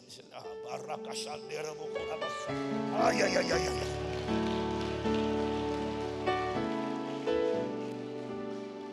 Quelqu'un qui marche dans la vérité, je ne peux pas expliquer pourquoi, mais je sais, je suis mal à l'aise.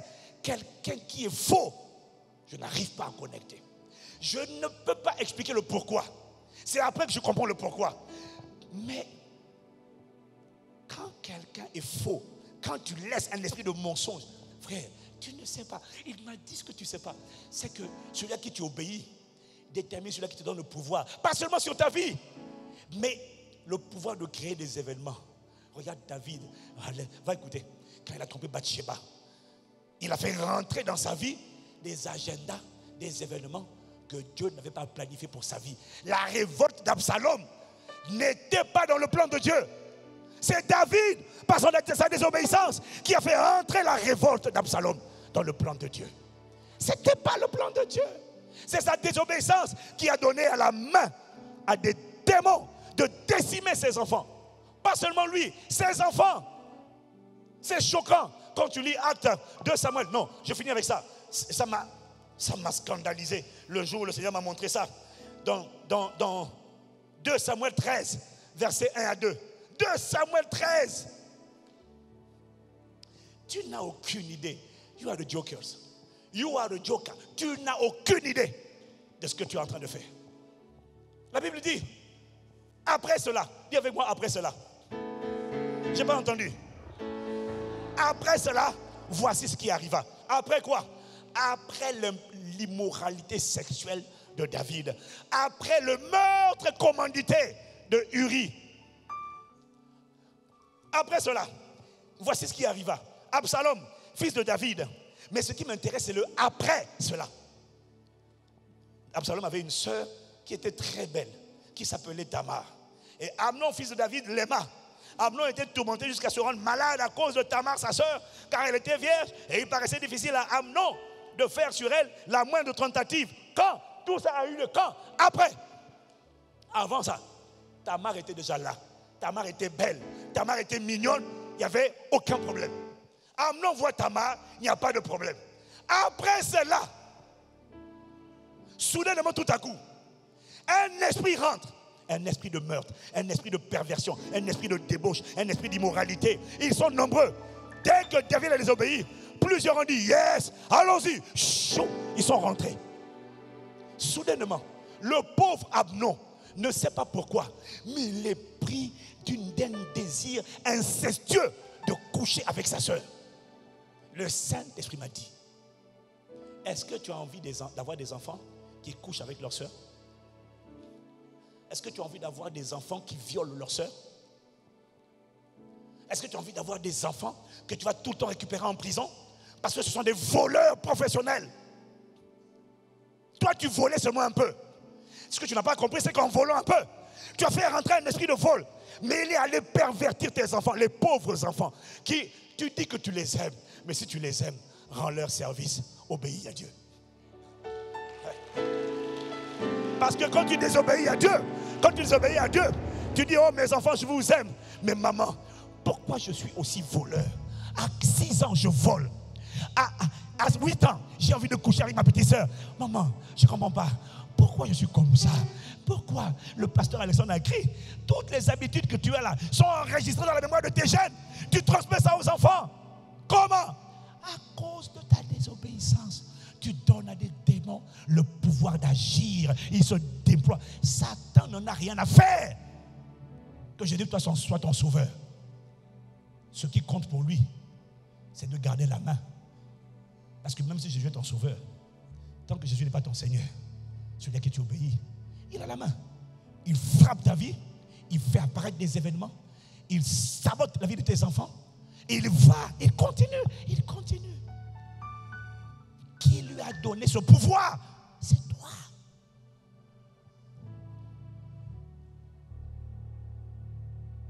Les gens ne savent pas. Quand Jésus dit prends mon joug à moi il est doux. Il n'est pas cruel. C'est un joug doux. Mon joug à moi, c'est marche dans l'amour, marche dans la sainteté, marche dans l'humilité, marche dans la sois patient, sois doux, sois joyeux.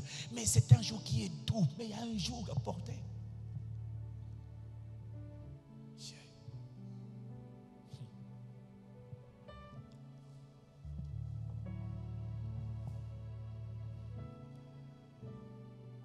Le futur est prévisible. Je vois à qui tu obéis. Je sais qui va accomplir ces projets dans ta vie. Je sais si tu vas échouer. C'est facile. Je vois seulement à qui tu obéis. Je sais. Je sais la suite. Tu peux avoir du bon potentiel. Tu parles bien. Tu es éloquent, mon frère.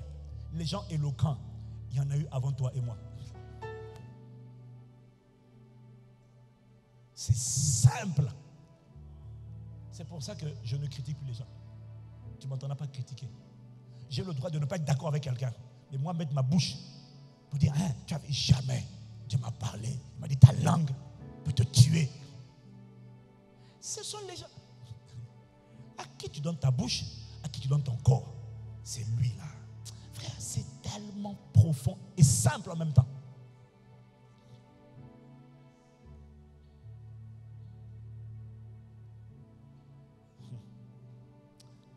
Ce qui fait plaisir au Père, c'est quand tu prends son joug et quand tu portes son fardeau. Son fardeau, je n'ai pas le temps de, je ne vais pas expliquer, mais ce sont les âmes. Ce sont les âmes. Perdu et gagné. Mais là, tu vois, là je sais maintenant que je dois m'arrêter. Mais bien aimé, quel que soit ton talent, ton potentiel, ta compétence, ton éloquence, tu n'as pas le pouvoir. Tu n'as pas le pouvoir de créer des événements demain.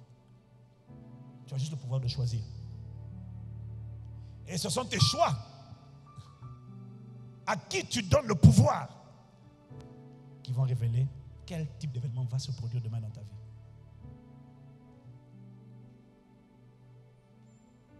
J'ai tellement d'illustrations de ça. J'ai compris que le futur est prévisible. On va te combattre, c'est vrai. Mais j'ai découvert une chose. Tant que j'obéis à Dieu, sa main restera sur ma vie. Tant que sa main restera sur ma vie, ils me feront la guerre, mais ils ne me vaincront jamais. Donc, ma priorité numéro 1, ma priorité, tous les jours, c'est je veux juste être trouvé obéissant, agréable à mon maître. Je suis imbattable. Tu peux me combattre, me mettre des coups aujourd'hui. Tu ne peux pas. Parce que tant que sa main est sur ma vie, il fera concourir toutes choses à la fin de la journée pour le bien de ceux qui l'aiment. Parce que c'est ce qu'il fait quand il a la main. Mais quand il n'a pas la main, il veut agir, mais il ne peut pas. J'ai tellement à dire, mais on va arrêter là pour aujourd'hui.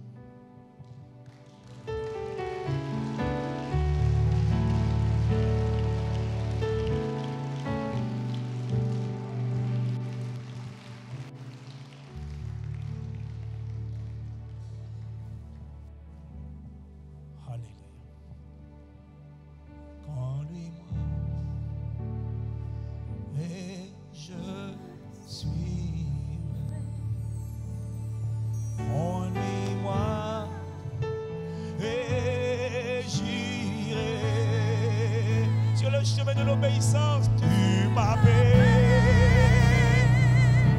je te répondrai, conduis-moi, pardonne-moi, pardonne-nous, conduis-moi, ah pardon, pardonne nos séductions, notre folie.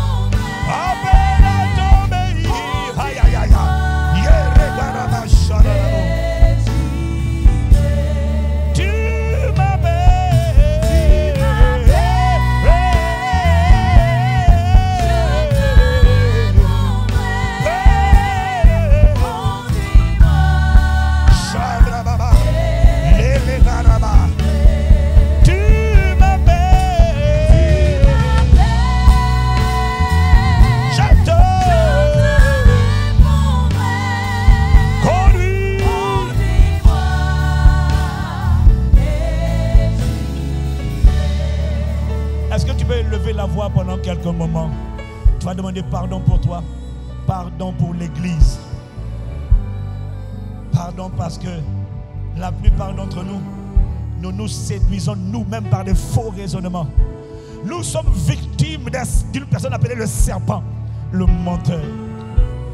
Le Saint-Esprit m'a dit, quand Dieu te dit d'obéir, tu vas entendre toujours des voix qui à l'intérieur de toi vont argumenter pour dire non. Si tu dis la vérité, tu vas décevoir les gens. Si tu décides d'obéir, tu vas avoir des problèmes. On va te punir, on va faire ci, on va faire ça. Une voix va plaider à l'intérieur de toi pour te convaincre de ne surtout pas obéir. Parce que Satan sait que si tu obéis, il perd le pouvoir. Jésus reprend le pouvoir. Il ne veut pas que Jésus ait le pouvoir. Il va te dissuader d'obéir. Parce que l'obéissance, c'est la chose que Satan redoute le plus à ton sujet. Satan n'a pas peur de tes prières. Satan a peur de ton obéissance. Parce que la prière ne signifie pas qu'il perd le pouvoir, mais l'obéissance signifie qu'il y a un transfert de commandement. Il y a un transfert de commandement. Jésus n'est plus seulement le sauveur, il devient le maître, il a la main. Et si Jésus a la main, alors il va accomplir ses projets de paix et non de malheur pour me donner un avenir et de l'espérance. Satan craint cela. Voilà pourquoi chaque fois qu'il faudra obéir, Satan va susciter des arguments. Tu vas entendre un plaidoyer, c'est le procureur, l'accusateur. Il va te dire non, non, ne t'inquiète pas. Oh non, non, non, non. Dieu est trop bon. Ça ne va pas arriver. Dieu ne va pas mettre. Non, non, non. Il va t'arriver rien de mauvais. Il va te convaincre de ne pas prendre Dieu au sérieux. Il va te convaincre que Dieu est trop bon pour te juger. Mais non, la vérité, ce n'est pas Dieu qui va te juger. C'est sa parole. Ce n'est pas lui. C'est sa parole qui va te juger. Lui, aïe, aïe, aïe. Oh, Seigneur, délivre-nous de la folie, de la séduction, des mensonges de Satan. Amen. L'église, c'est le chemin de l'obéissance. Décide, bien-aimé. La métamorphose est une étape qui doit emmener Jésus à être le commandant en chef par le Saint-Esprit. Tu nous appelles à la métamorphose. Père, aie compassion de nous. Pardonne nos séductions, pardonne nos critiques, nos mensonges, nos impudicités, nos colères, ces choses que nous cachons. Le Saint-Esprit m'a dit, tout péché que tu caches révèle un démon à qui tu as donné le droit d'asile. Il est assis dans ta vie, il n'est pas sorti, il ne sortira jamais tant que tu vas cacher. Voilà pourquoi il est écrit, celui qui cache ses transgressions ne prospère pas, mais celui qui les avoue et les délaisse obtient miséricorde. Qu'est-ce que tu caches dans ta vie? Laisse-moi te dire une chose. Tu as donné le droit d'asile à un démon. Il est en train de t'accompagner. Il va te détruire. Il va détruire tes enfants. Ok, ok. Bien-aimé, s'il te détruit toi, il n'y a pas de problème. Mais, bien-aimé, tes enfants, qu'est-ce qu'ils ont fait? Tes enfants n'ont pas demandé ça. Ils n'ont pas demandé à venir au monde avec des vices, avec des perversités, avec des défauts de caractère. Ils n'ont pas demandé ça. Mais pourquoi? Si tu les aimes, s'il te plaît, si tu ne t'aimes pas toi-même, d'accord. Mais les enfants, quand ils font, pense à tes enfants. Qu'est-ce qu'ils ont fait? David ne savait pas. Il pensait que c'était juste une partie de plaisir. Il pensait que c'était juste une affaire de coucher et c'est fini. Non, David, tu n'as pas juste couché avec Bathsheba. Non, David, tu n'as pas juste assassiné Uri. Non, tu as fait rentrer dans ta famille un esprit de meurtre. Désormais, tes enfants vont s'entretuer. Est-ce que c'est ce que tu veux? Est-ce que tu as envie d'avoir un frère qui tue sa soeur? David, tu n'as pas juste commis un assassinat.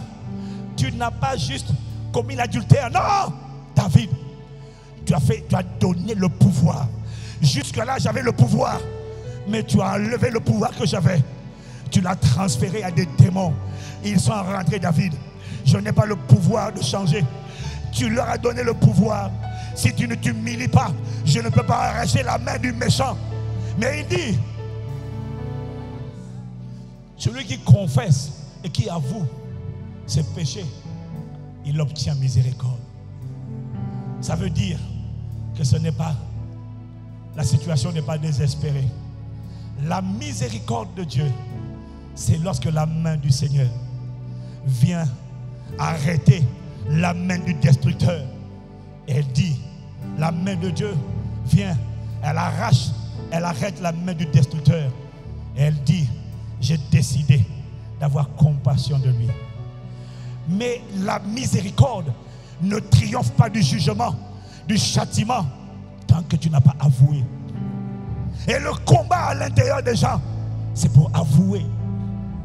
Ouais, mais si tu avoues, on va te discipliner. Si tu avoues, on va te faire asseoir dans l'église. Si tu avoues, on va te sanctionner. Mais bien aimé, c'est vrai. Mais si tu avoues, c'est vrai, tu vas devoir affronter le regard des gens. Tu vas devoir assumer tes responsabilités. Mais bien aimé, si tu avoues, tu permets à Dieu de remettre la main sur ta vie et sur ta postérité et sur ta destinée et sur ton histoire et sur ton avenir et sur ton futur. Et tu permets à Dieu de faire en sorte qu'une vie mal commencée puisse néanmoins désormais bien finir. Oh, tu traverseras des secousses, c'est vrai. Mais si tu avoues et tu reviens à Dieu, la main du Seigneur se posera sur toi. Sa miséricorde triomphera du jugement, des châtiments qui s'abattaient sur toi. Si tu avoues, le Seigneur prendra de nouveaux plaisirs parce que tu prendras son joug. Tes enfants n'ont pas mérité. Bien-aimé, le Saint-Esprit m'a dit, tu ne peux pas choisir la couleur des yeux de tes enfants. Peut-être que demain la génétique le permettra. Tu ne peux pas choisir la couleur des cheveux. Tu ne peux pas choisir la couleur de la peau si tu es métissé. Mais il m'a dit, concernant ta postérité, tu peux choisir à quoi ils vont ressembler en termes de caractère. Parce que l'Esprit, si c'est le Seigneur qui a sa main sur ta vie, alors tu es qualifié pour dire, moi et ma maison, nous servirons le Seigneur. Seigneur, merci. Lève les mains. Lève les mains. Nous te demandons pardon pour nous, ton Église. Tu as dit dans ta parole, 7 fois le juste tombe, le Seigneur le relève. Relève mon frère, ma soeur qui était tombé dans la séduction, la tromperie, qui a écouté les voix qui lui disaient, oh, n'avoue surtout pas, n'obéis surtout pas, n'obéis surtout pas aux autorités, ne dis surtout pas la vérité. Le Seigneur m'a dit, tu vois, l'une des raisons pour lesquelles il dit de semer, de donner, c'est parce que quand tu ne donnes pas, tu vois, beaucoup de chrétiens veulent que Dieu change leur vie, mais ne donnent pas au Seigneur le pouvoir. Il te dit, donne-moi la main. Tu veux sortir de la pauvreté? Donne-moi la main. Laisse-moi agir. Donne-moi la main pour façonner ton futur. Mais quand Dieu te dit, donne-moi la main, une autre voix va dire, non, ne donne pas. Les gens, c'est des voleurs. Les pasteurs, c'est des voleurs. Les églises, c'est des voleurs. Pourquoi il fait ça? Qui parle? C'est le serpent. Le même qui était dans le jardin. Pourquoi il fait ça? Parce qu'il veut empêcher le Saint-Esprit de manifester son agenda, son programme, ses projets de paix. Et il y a une voix qui à chaque fois, il m'a dit, quand je te dis obéis, donne. Quand je te dis pardonne, quand je te dis oh non, quand je te dis aime, je suis en train d'empêcher Satan d'avoir une emprise sur ta vie. Et ton présent et ton passé n'ont pas, quel que soit leur état, le pouvoir de m'empêcher de manifester le futur que j'ai prévu pour toi. Tout ce que je te demande, c'est donne-moi le pouvoir. Obéis-moi. Merci Père pour cette parole. Change-nous. Nouveau départ. Nouvelle grâce. À quelqu'un qui va avouer, à quelqu'un qui décide d'obéir, que je le sente ou pas, j'obéirai. Fais triompher ta miséricorde. Multiplie tes compassions. Merci Père. Tu m'as. Je te réponds oui Père, à l'obéissance. Merci pour ta grâce. Merci pour ta parole. Merci pour cette journée. Merci pour cette conférence. Tu m'appelles.